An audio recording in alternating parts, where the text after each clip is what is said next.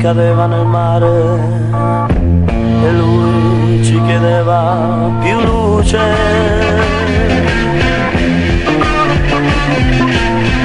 Finita la terza candela restava soltanto la luna, ma non bastava più. Per tutto il giorno lui chiedeva di giocare e a noi restava solamente da pregare, con gli occhi vuoti di chi è pronto per andare. Chissà se la luna una mamma chiedeva.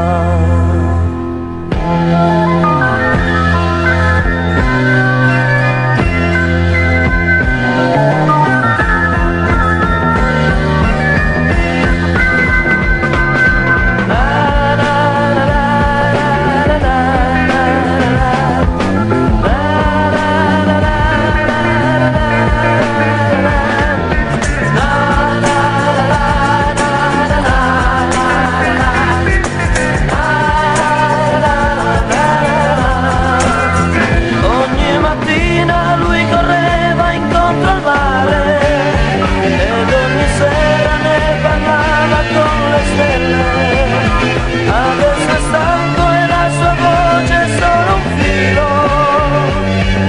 Chissà se la luna ha una mamma domanda.